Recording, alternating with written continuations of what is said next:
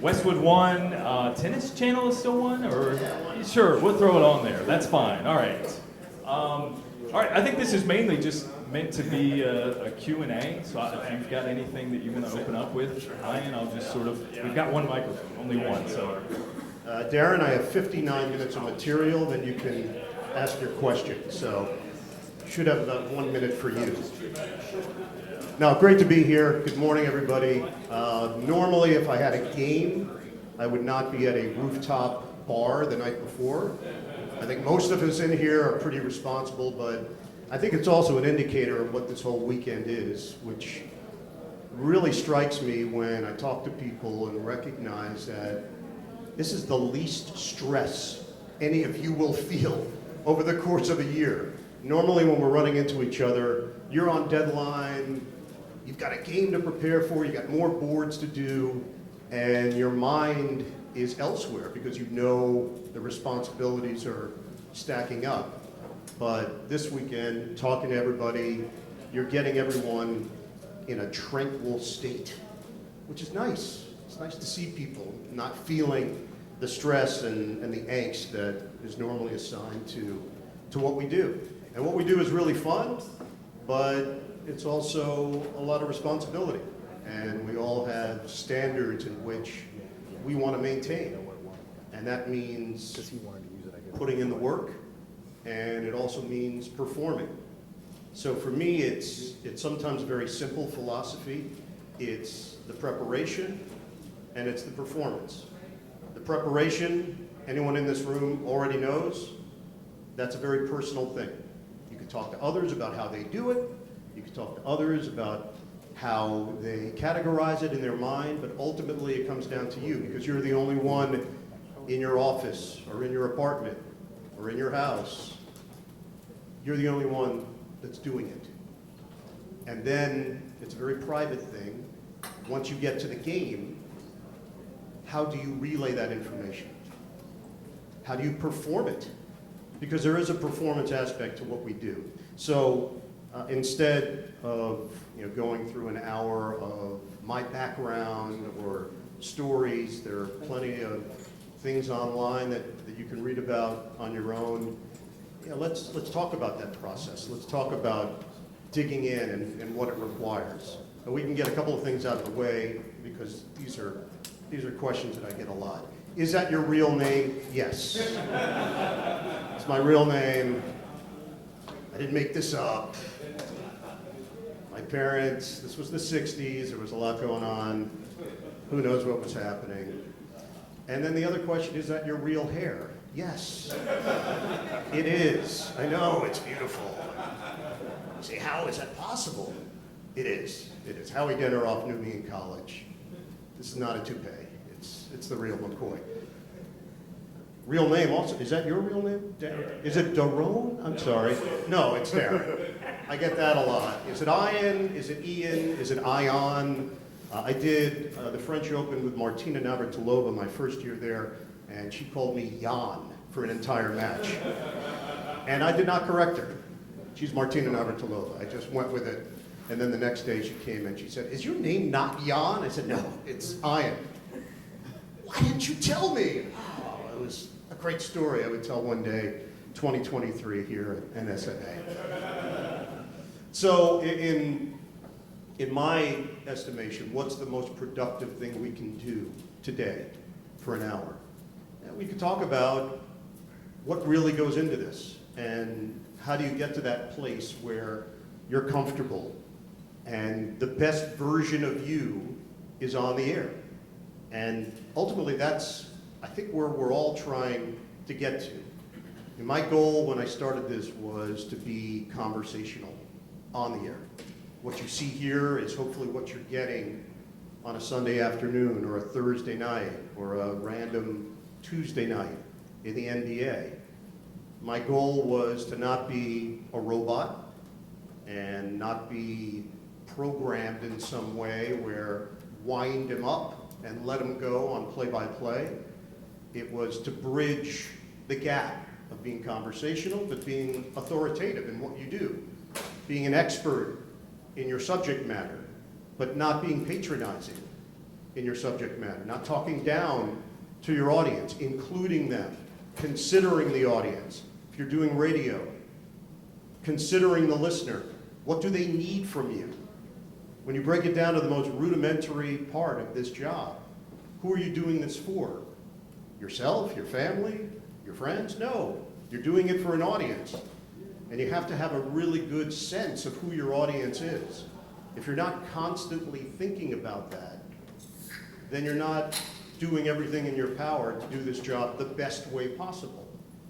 And that means taking the temperature of your audience at all times. What do they need from you? What is it that you can provide that makes them feel like they're a part of it? And that connection, and it's such an intangible, the connection part, because it's hard to gauge as you're going through a broadcast, but that requires you during the game to check yourself. Am I doing everything in my power to give them what they need? And it's that simple. But it does require work from you. And it sometimes requires you to go places in game during a break, reminding yourself, am I checking the boxes as I go? And prioritizing what's important. What you think is important when you're preparing may not be that important when you get to the game. You've worked hard on one particular stat or note or storyline, and then you get to the game, you realize, no, that's not it. I'm forcing this in. I'm wedging it in because I put the work in, and I now want to show the audience how much I know. It's not about that. It's not about you in that moment. And the other part that has struck me through the years in evolving and trying to get better at this, you're always learning. You're a student of this every game you do. Every game you do is a new adventure. Every game that you do, there's somebody tuning in that doesn't know your work, that's never heard of you, and your reputation is on the line in that moment. So with that comes pressure because you want to do well. You want people to think of you in a certain way. But that means any game, any event, any assignment means something. Your name is attached to it. So that's a standard that you've set for yourself. I don't try harder on a national TV game going to millions of people compared to a local game that maybe a couple 100,000 people or 45,000. I don't care. It doesn't even strike me in the moment when I'm doing the game. When I'm making a call, I don't think how many people might be taking this in. I don't care. The call lives forever. And anyone in this room understands or recognizes that you get one shot. So the other part that I realized somewhere along the way, probably year 5, year 6, consistency is a huge key. You have to bring it every game, every assignment, every call. Now more than ever, because it's all documented at all times. So you can look at that as a positive, which I do, which is, hey, you're getting checked all the time. The negative is mistakes. They happen. How do you deal with them? I tend to diffuse with humor in life and in the job. That makes me comfortable. It makes the audience comfortable, at least in my estimation. And that's part of the goal here, to make people feel comfortable. When they're watching you, when they're listening to you, are you putting them at ease? Or are you providing a visceral experience where they're on edge? And sometimes that does work. If you're building drama, if you're leading up to something, building up to the big call.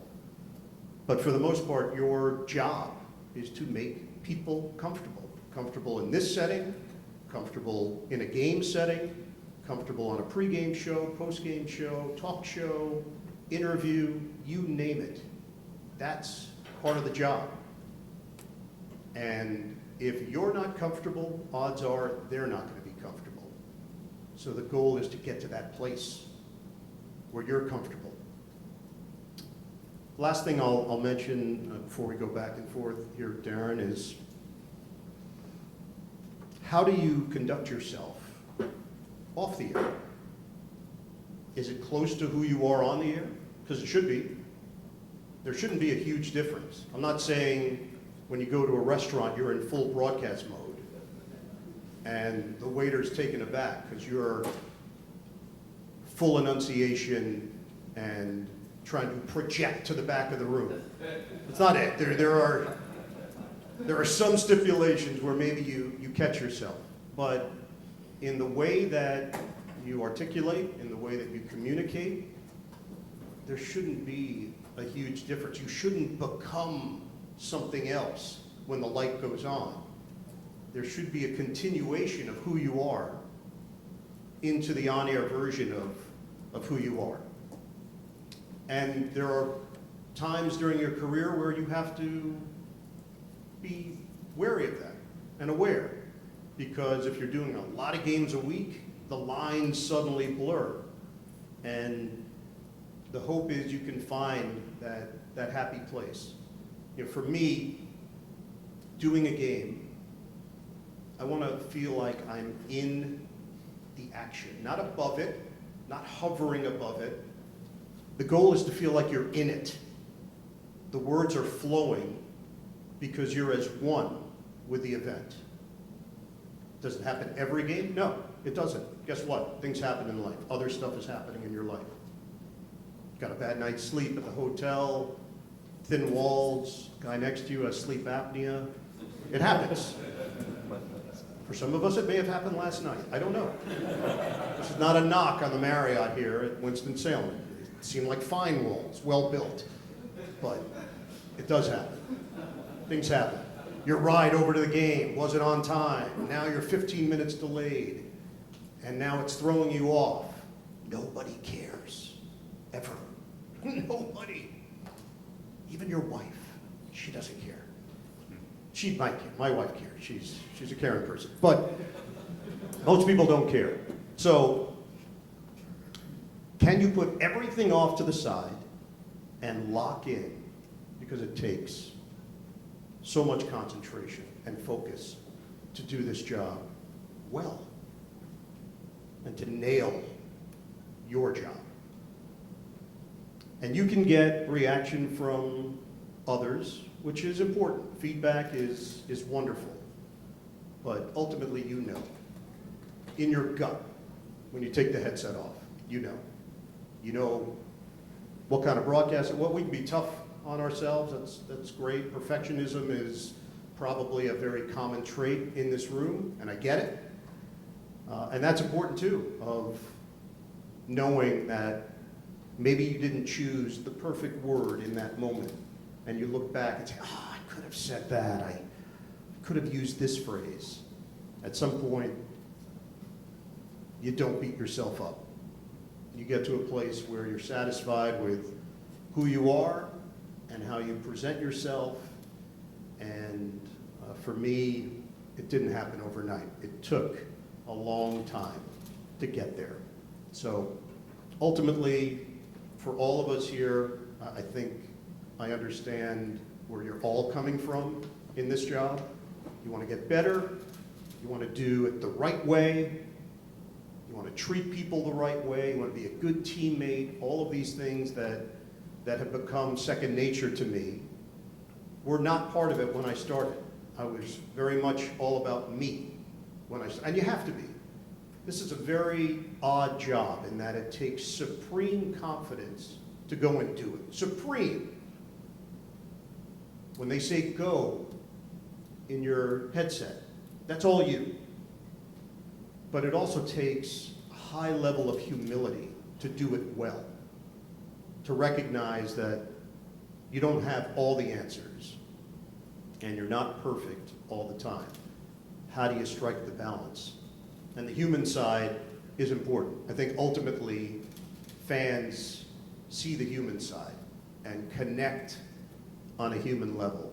So as I look back on the years of doing this, that's probably what I've learned most about this job is you have high standards for yourself, but you still need a relatability to people so that they feel like they're part of it in some way. That's all I have, Darren. I'm gonna. No, I have more. There's always more. I do have a couple of follow-ups. I think this is going to be most valuable for Q&A, but you mentioned early, and ACC baseball coaches get onto me, Ian, because I like to pull back the scope when they're even in the middle of a season and then they've got a series coming up to worry about. But I love talking about the journey, and one of the first things you mentioned was the stress by nature of what this is. From the beginning of your time as a young, budding play-by-play person to now, how has your stress management personally evolved, and what has that included in terms of, you know, as you work your way up, the stress can be different, right? Because it is that pressure because of calling bigger games. It can be, in the earlier days, a more hectic schedule, although you've got amongst the most hectic schedules of anyone. How has that evolved over your career? Drugs. Legal, illegal, it doesn't matter. I just take a lot of drugs. I think ultimately we all have a constitution in which we work off of, and we all have stressors that we manage. So for me, the things that I can't control are often the ones that provide the most stress, and that's travel. And Howie Deneroff is here from Westwood. Howie is an incredible manager, and logistically is as high a level thinker as I've ever been around when dealing with this kind of stuff. But he also sees things that others may not see, and it requires you to have backup plans and be prepared for the unexpected. So I've been really fortunate in all my years of doing this. I've had very few close calls, but it doesn't mean that you don't feel the stress. And that's completely different than the stress you feel in the preparation and the performance of your job. For me, the biggest key, and for anyone that's juggling, I think you can relate in some way. If you're not getting ahead, you're done. If you're the type that thinks, okay, I can hold off on this until the day of, I'll take a peek, it's not going to work. You must compartmentalize. You must, whether it's literally writing it out on a calendar, or if you can do it in your own head, of how much time is required and which day you need to do it. For me, the off season is such a drastic change, and I finally, probably 5 or 6 years ago, I finally realized I needed to cut back a bit in the summer. And 2 weeks ago, I knew I had achieved nirvana when I was running errands, and I didn't know what day of the week it was. It hit me, I was like, is it Tuesday? Because it could be Wednesday. And that meant that I had shut it off. And that was really glorious. During the season, I know what day it is, I know what minute it is, I know what second. I am using my time efficiently and effectively. And if there's one thing you can take away from this session, if you're juggling, is you have to figure out time management, and you've got to be a master of it. And even that word, just being the master of something, is another theme that I would leave you with by the end of this day or by the end of this weekend. On the air, you have to be a master of what you do, the master of the broadcast. So I work with so many different analysts, and I pride myself in finding a connection with them. And that doesn't mean we're going to be best friends, and it doesn't mean that we're going to one another's parties and family gatherings. Some, yes, it does go into that territory. But for most of them, we have to find commonality over that 3-hour broadcast or 2-hour broadcast on a college basketball game. But ultimately, I still have to be the master of what I'm doing. And that means setting them up and making them look good and finding chemistry in our 2 hours or 3 hours together. And when you take the headset off and you look at one another and you both know that went well because we were both in it together, a feeling of community and connectivity based on, forget about on air, off air, that you made someone comfortable and you made them feel like they can do their best work. So being a master of your time and then being a master once you hit the air, that there's no question, you've got this. And that's a huge step in this business, in my mind, where an employer gives you an assignment and they know it's going to go well. It's not a question anymore. It's now fact. We're good. We're covered. So-and-so is doing this game because we know they've got it. I believe Matt's got the second microphone. I do indeed. There he is. There is a second microphone. Yeah.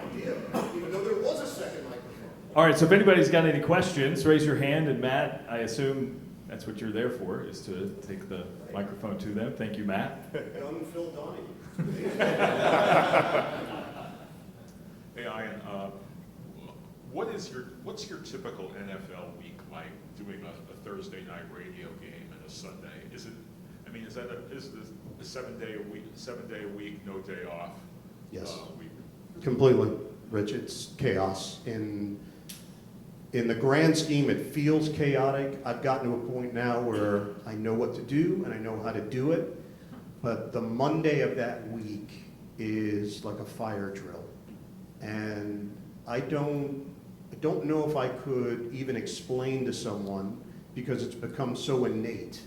I know what I have to work on, and I don't set an alarm, but I'll hit a point in my preparation where I will shift and go to either the second team, third team, or fourth team of that week.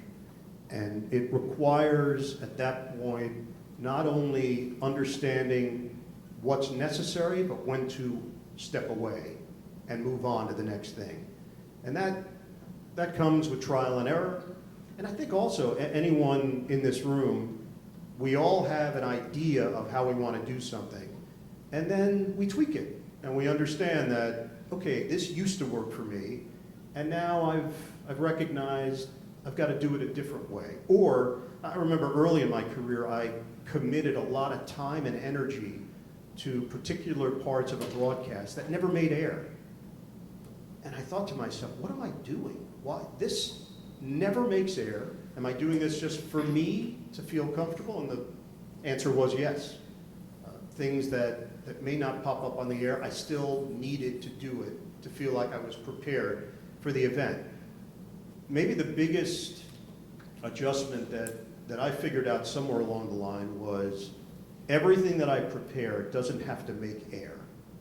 And there was a time where I didn't understand that. And I would, by hook or by crook, get it in, no matter what. Whether it fit, didn't fit, and then afterwards I'd say, well, I worked hard on that, so it needed to air. No, it didn't. It didn't make sense. It was out of context. I was forcing it. My analysts had nothing to say about it because it didn't pertain to what we were watching in the moment. And it was only for me. So I've gotten a lot better at being comfortable with something that didn't make air and not feeling crappy about it because I had put time and effort into it. And I realized also that the audience doesn't know what they don't know sometimes. So that edit, that change, that adjustment has made me better on the air, and it's probably helped me in my preparation as well of understanding, okay, you're putting 90 minutes into something that really doesn't pertain to the broadcast. So use your time more effectively. Yeah.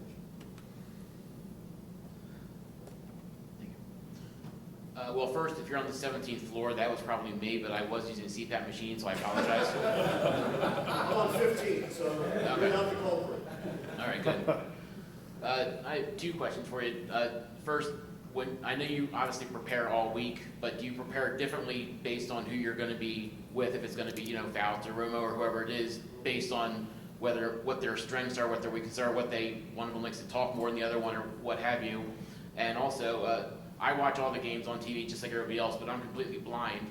So the fact that you actually describe the games is very helpful to me. Do you think that the fact that you also do radio, where it's basically like everybody watching the game blind, helps you be able to relate and be able to actually give the score or give the time left or the field markers, rather than just assuming that everybody that's watching the game or listening to the game can actually see what's going on the screen? That's a terrific question, by the way. Let's take the first part first, which is the preparation based on who you're working with.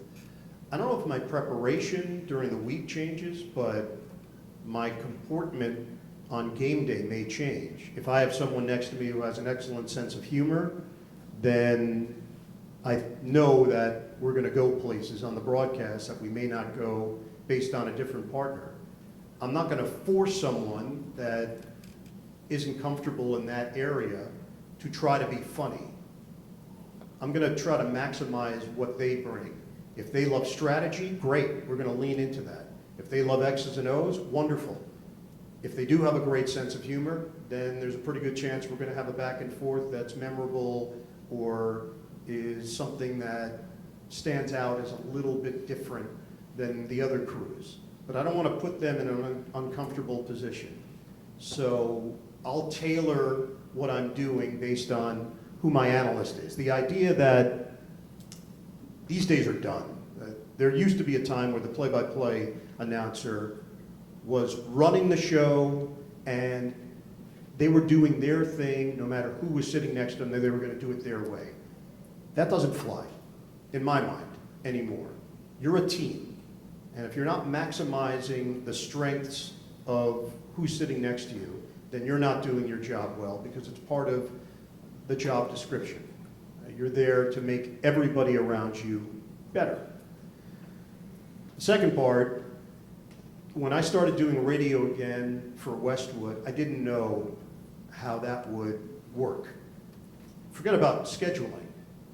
Your brain of separating what's required for you on a Thursday night compared to a Sunday afternoon on NFL. And I was doing college basketball as well, so that was an adjustment back to the descriptive days.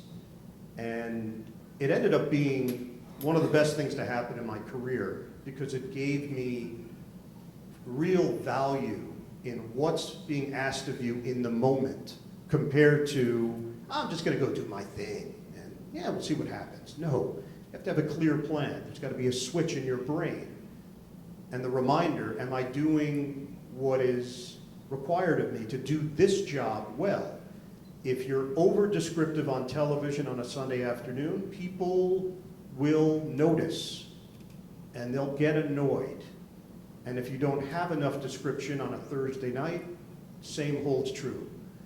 So it's finding that middle ground and recognizing that you're not always going to get it right, but if you go with your instincts, for me, I believe I can find that happy medium, but it made me better on both, because it made me cognizant of what I was doing and not getting into the automatic pilot mode of, yeah, show up, do your thing, go home, cash a check.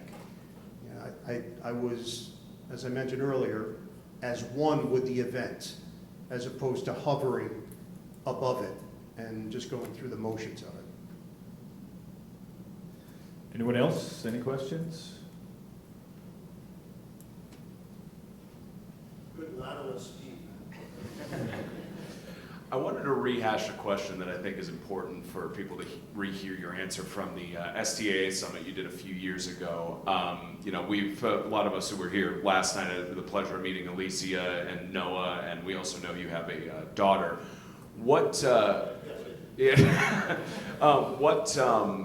have you found has worked for you in achieving the work-life balance with your hectic schedule? I appreciate the question, Spencer. The reality is none of this happens without someone at home that understands, and relates and supports. So I get it. It's really challenging to be the wife of a broadcaster, husband of a broadcaster, son, daughter, grandchild, because you miss a lot of stuff. And if they don't understand that part of it, it's not going to work. For me, I've just had complete support. And I don't know what the stress level would be like if that wasn't the case. And I know for a lot of people that has been a challenge. There's no right answer. There just has to be a real understanding, and if anything, just being completely honest and forthright about what you're doing and why you're doing it. There are things that, if I look back on now, I probably should have said no to, because it would have allowed me to maybe be more present, but I don't know if other opportunities would not have happened unless I said yes, because it led to something else, or I met someone, or I worked with someone. So I can't say I regret any of it, and fortunately my kids are well grounded and are good people, and that's the ultimate goal, is to try to raise good people. And a lot of the credit goes to Elisa, goes to my wife, because she's the rock. She's the one that made it all happen at home. But the one piece of advice I would give is, when you are home, you better be present. And that requires a lot, but it's worth it. Noah had a youth basketball game. I got thrown out of the game. This is not a story I've ever told, but I never said a word at these games. And there was one particular game where the referee completely mishandled the end of the game, and he just happened to walk by me. The game was going to overtime, and I said a couple of magic words in the moment, and I got tossed from the game. Tremendous. And Noah's like 11 at the time, and his team is on the other side of the court, and I could see it as it's happening. They turned, they said, "I think your dad just got thrown." It's like, no. Yeah. So maybe don't immerse yourself that much, but it did happen. There's no video, fortunately. It's all hearsay. Matt, okay, we're gonna. Also, Spencer, I'm Oh, curious. are there any other Spencers in this area? Because There is one. There is one? Okay, I'd like Yeah. a question from There's 3 him of us next. here this weekend, Great. to my knowledge. I'm just curious how you got into broadcasting tennis, and what your advice would be to a young broadcaster that is really eager to get Yeah. into that tennis broadcasting. So I was a ball boy as a kid in Forest Hills, grew up in Forest Hills, and that was the era of McEnroe, Connors, Borg, Gerolitis, Vilas, Jose Louis Clerc, Johan Creek, Jimmy Arias, Eddie I can just go on. It's a lot of players. Eli Nastasi, and loved it. Loved it as a kid. I was always interested, was a pretty good player, played at the high school level, and always thought, man, if that opportunity ever popped up, I would love to do it. Didn't get a chance to do it until I got to CBS and built up some trust within upper management there. They had the US Open, and some things happened. Dick Enberg was hired from NBC, came over to CBS. Bill McAtee was there, but they ended up needing a third play-by-play/host, and got the call for that, which led to the French Open and some other opportunities within the tennis world. So, you know, I wish there was this story of I knocked down the door and I had a tape. No. It was as simple as being in the right place at the right time, and them trusting me that I could do it, and believing that I could do it. I actually did, before I got to CBS, I did one event in Mahwah, New Jersey. Jennifer Capriati was playing, and it's my first match that I'm calling. I'm working with a partner by the name of Joanne Russell, former professional player, worked at NBC for many years. And this is the first match, first set of the first match. And again, you're trying to figure out what's the balance here. Do you do a lot of play-by-play? Is it heavy play-by-play? Is it tagging, putting periods on things. So I'm trying it as we go. And Capriati is getting ready to serve. Again, had never called a tennis match in my life. And she bounces once, she bounces twice. She now looks up into the stands, and I said, Capriati is waiting for some fans that are rustling to quiet down. And my partner goes, and she's pointing, and I'm looking at her. And then finally she said, and she's actually waiting for you to stop talking. And she was right. I was annoying Jennifer Capriati in the first set of my first match. So that was a key lesson. Shut up. In tennis, keep it quiet. But I do think it's more along the lines of if you can get to a place where there's trust, that goes a long way in our business. You know, I think there are, for a lot of the young broadcasters here, there are two surefire ways to get hired. And I know this is the secret sauce when it comes to our industry. The first part is opening doors, networking, and someone giving you a chance based on a relationship that has developed over time. It's not automatic, it's not quick, but it could take a year, it could take 2 years, it could take 5 years. But staying on it and getting to that point where they do trust you. The second part is your tape is so good that they have to hire you. And that's it. That's the bottom line. Decision makers, when they put the tape on, they often know within the first 25 seconds what they think. Now, they'll keep it on for 10 minutes. Some will keep it on for 1 minute. But if you're that good, the sound or the presence, that they have to hire you, that's the ultimate. Beyond that, of course, there are other avenues. But those two in particular, that separates. That's, if we were going to try to come up with this golden plan, those two paths are the best within this business. I've got one to wedge in. You talked a little bit earlier about sort of just the accessibility of your work and thus the immortality of your work and the pressure that puts on. Maybe aside from, you mentioned it holds you accountable. Aside from that, has that changed the job? Like with social media and clips of games being instantly pushed out, was there a point at which in your career the job changed in a way because of all that?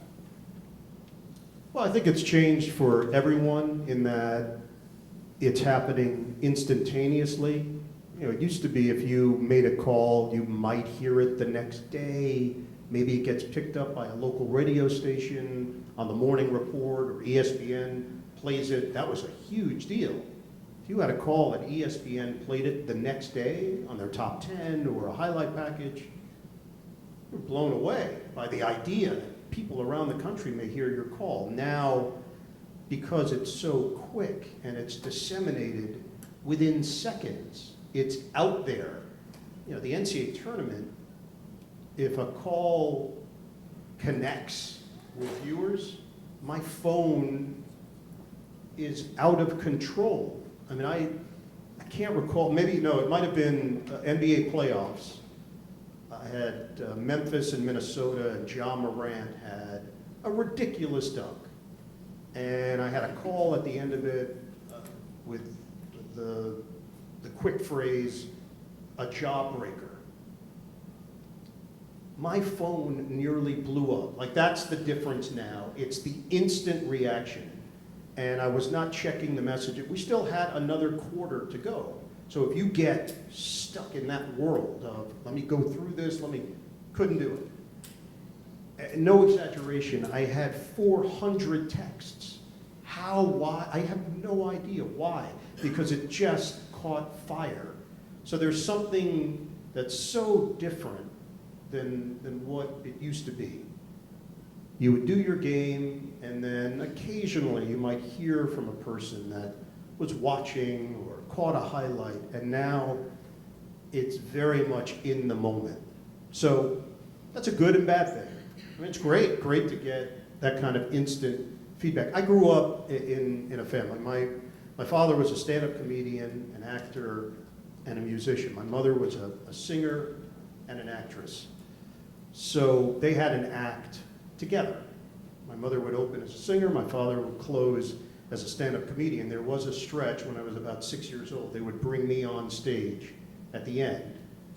They would dress me up in like a corduroy green suit. This was actually in vogue in 1975. So don't think like, really? Green corduroy? It worked in 70. I have photos. So there was something about that instant reaction of a crowd. You know, some of this happened in front of 1,000 people at the Concord Hotel in the Catskills, New York. And I think there was something that was planted in my head at that point about performance and about the instant reaction from people. And we've kind of gotten to that point now because of social media and because things can go viral and catch fire quickly, that you're hearing about it right away. Not a day later, not a newspaper critique a week later. You're getting it in the moment, which can be very cool, and then oftentimes can be very distracting and off-putting. So I think you've got to have a good handle on it and don't let it take over what you do. If you're gunning for those things, it's not going to work out. It doesn't work out that way. It's got to be organic and natural, and it has to come from a real place. If it's contrived, if you're trying to make this happen, it's not the way. That's a good lesson in life in general, of live life and don't try to map out and script everything that you're doing at all times. But sometimes things just hit and you don't even know why. Sometimes in a good way, sometimes in a bad way. All right, any questions? Yeah, Nick. I'm sorry, I fell asleep without my CPAP last night. And it doesn't matter Sorry. what floor you're on. Yeah. Yeah. I didn't know that was going to hit the way that it did. Again, even with this, you never know. I didn't plan on bringing up sleep apnea. It just happened in the course of conversation. So more power to you. Good luck with it. No, I wanted to go back to the preparation efficiency that you talked about. Just going through a week, what are some of those things that you do have to check to feel comfortable? Like, I know this team well enough and now I can move on to the next one. Yeah, so for what I'm doing a lot is parachuting in. So a Nets game, completely different preparation. I'm good on the Nets. I'm living in that world every day. Whether or not I have a net game that week, I'm still reading the articles. I'm still talking to my producer. I'm still in a group chat, getting a sense of what's happening with the team. So often I'm putting my time and effort into the opponent. And then on net broadcast, how much are we doing on the Minnesota Timberwolves? It's 80-20, 85-15, but I'm going to bring something to the table. I want to know that I've got a good handle on what's happening with their team, and that might be talking to an opposing broadcaster. If we're playing Dallas, 5 minutes with Chuck might be enough to at least validate some of the things that I'm feeling. Same with Indiana and Chris, and Atlanta with Steve. Those are really important moments to catch up, and then sometimes just to get a note or two to feel like you've got a little bit of an edge. But if I have Baltimore-Pittsburgh that week, that's an entirely different animal. You're just living in that space for that week. And I always find it interesting because I'll do a lot of talk shows. I started in talk as a producer. My first job out of college was at WFAN Radio, and I was behind the scenes. I had a chance to be on the air in Buffalo, West Virginia, and I elected to take this job in New York, in my hometown, with the idea that that's where I ultimately wanted to be. So why would I go to another market on the air if one day I wanted to be in New York on the air. And I don't know if it was the right call. Obviously, looking back, it was. But to me, it was a toss-up. But I did it, and it gave me great insight into the business as a whole and the different roles within the business. So there is a part of me, when I get a call to go on a talk show, unless my schedule is just not going to allow it to happen, 9 times out of 10 I say yes. So doing these shows, they want to dig into the whole league, and it's hard to explain. I'll do it and I play along, but I'm locked in on my 2 teams or my 4 teams of that week, and it's my job to know everything I need to know about those teams, and not necessarily about the Chargers or about the Buccaneers or about the Cowboys, because that's not the world that I'm living in that week. So it's truly about immersing yourself, and that means reading every article, of course, and that means calling around and using your time effectively. If you get a PR person, you better have some questions for them, and not just the perfunctory, tell me about your squad. No, specific things that you want answered so that you can illuminate the audience, and that you can, for that week, feel as if you've got a handle on the teams that you're working, and you're not, again, just doing the superficial touch, but truly getting in there, and then, by the way, getting rid of that information and moving on. That's another challenge. You get all this information in your head, and then you got to turn the page, and you got to get rid of it. You know, we all have a certain amount of bandwidth. At some point, you got to get rid of some stuff. You know, I could have quoted every line from movies in the 70s and 80s. I can't do that anymore. I've realized that there are limitations. You know, maybe with Fletch, I can still do it, but Meatballs, I can't. I don't have it anymore. A couple, but you've got to pick and choose what stays in your conscious brain. All right, we've got just under 10 minutes remaining. Back here? Hey, I am. So we all remember the DeMar Hamlin situation last year. Is there anything similar to that you've been through, a delicate around-the-game situation, and how did you handle it? Yeah, I had one very early in my career, JP. My first year doing play-by-play NFL, 1997. Jets and Lions, final game of the season. Jets win, they go to the playoffs. Barry Sanders going for 2,000 yards. This was right at the end of 1997. As an aside, I had a wedding the night before. I was the best man at a wedding, and I had to fly in to Detroit that morning. Program director at the time, Mark Chernoff, great guy, legend in the business, and this was the actual conversation that we had prior. I said, hey, Mark, I have a wedding the night before. I'm going to have to fly in the day of. He said, well, do you have to go to the wedding? I said, well, yeah, I'm the best man. That's a good Mark Chernoff. You would have to trust me on that. I said, yeah, I have to go to the wedding. I'm the best man. He said, oh, okay. He said, well, can you get a ride from the airport to Ford Field? Or no, this was actually going back. Yeah, Pontiac. I said, no, I don't know anyone in Detroit. I'm going to have to take a cab. He goes, oh.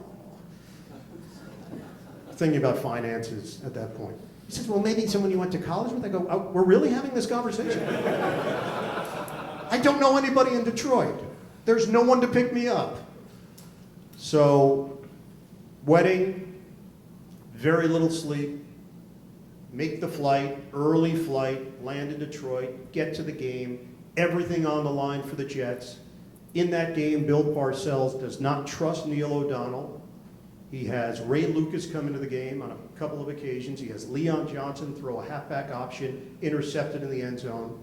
Barry Sanders goes over 2,000 yards, and Reggie Brown, talented linebacker, is on the field after a play, motionless. And just again, we all have our own backstory. I'm working on very little sleep. I was just happy to get there. I'm the jet broadcaster, so it's very jet-oriented. But now the human side kicks in. I'm working with the late Dave Jennings, who was a wonderful partner, terrific guy, and I'd never faced anything like this. And this is live, and this is play-by-play, and there's no handbook, and there's no script, and there's no one to guide you. And the best piece of advice I would give is you have to treat it as if you're talking to this player's family, that they're listening, they're watching, that you handle it with respect and with grace and with class, and you recognize that if you were in that position and you were listening, what's the information that you need? And what information do you have? Don't speculate, don't go places that you shouldn't go.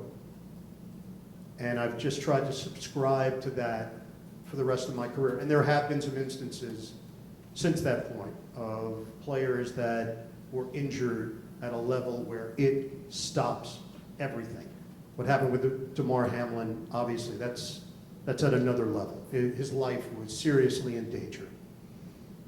And there's nothing that can prepare you for it. The humanistic side has to kick in at that point. And that's how you have to approach it. And that's the only way I've ever viewed it. You go into reporter mode, but reporter mode with an actual human being in there, and recognizing that what you say is very important, the words you choose are very important, and don't go places that you shouldn't go.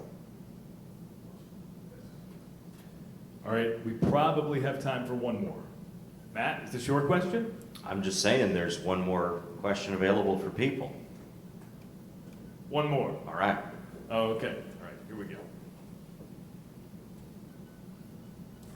I'm more curious about talk show mode for you. It's completely different. Play-by-play host, sometimes you have to do the pregame, you got to do the postgame, completely different. What is your process like when you're doing such different types of content, like a daily talk show, or you're doing the pregame? You know how the broadcasts now have expanded that because that's a moneymaker. Yep. You have to fill content, and you have to do the postgame. And you have to deal with, maybe not you directly, but you have to deal with angry fans. And again, this I've is been all, there. Yeah, this is all content that generates money for the, in my case, the radio station. You know, what's your process like to try to create different content, but still live in the moment? Yeah, I did Jets pregame from 1993 to 1996. If you look back, there were some lean years, including a 1-win season, and that meant a full 1 hour, sometimes 90-minute postgame immediately after the game, after 15 losses.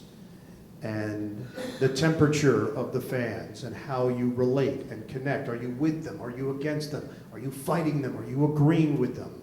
All happening in real time. Often players driving home, listening to this program. So you're taking all of that. It's a roller coaster ride in your brain, and you're living it out in the moment. I wasn't doing play-by-play as much at that point. I was doing the Nets at that point, so different sport. But I was cognizant of your words do have an impact. Your tone does have an impact. My thought with talk, when I was doing it on a more full-time basis, was you have to be interested genuinely in what people have to say. Can't fake it. You have to be interested in what your guest has to say, interested in what your caller has to say. And you have to be interesting as a host. So blending those two worlds, and how do you do that? How do you become more interesting as a person? Well, that requires consuming a lot, even outside the realm of whatever your show is. For me, it was TV, movies, books, pop culture, music. I was always interested in that, and then I found that as a panacea in many ways. If you have a game going sideways, it's not interesting, and now it gives you a place to go. It gives you another avenue in which you can engage the audience. And It can't be scripted. It happens, again, in the moment. But if your recall is good, if you can connect it to something that's happening, if you can make your analyst laugh and share a real moment of levity, usually the audience is there with you. They want it. They want to know that you're human, that you like what they like, or you don't like what they don't like. So on the talk side, that to me was always, at least in the back of my mind, of combining that concept of being genuinely interested and then being interested. But that actually requires you to do something about it. Using your time effectively and learning about other things so that you can actually be well-rounded in what you do. Yeah, the last thing that I'll mention, I had someone who is a very successful broadcaster, one of the best in the industry, send me his tape when he was in college. And his tape was excellent, really good. The only issue I had with it, and I told him this, I said, you're so bright and so eloquent that you're trying to prove it every call. Every call, I sense from you that you're trying to tell the audience how smart you are. I said, look, that's wonderful, except it's not relatable. And there will come a point where you're talking over the audience's head. And he took umbrage to it. I could sense he was offended, and that was many years ago. About a year later, he reached back out to me, and he said, hey, just want to let you know, you were right. I listened back. And I'm going to make some changes on that front. And he has accelerated. He is among the top in the field right now. But he didn't see it. He didn't understand it. So that means there has to be self-scouting when you're doing this. Last thing I'll mention, I know we have another session coming up.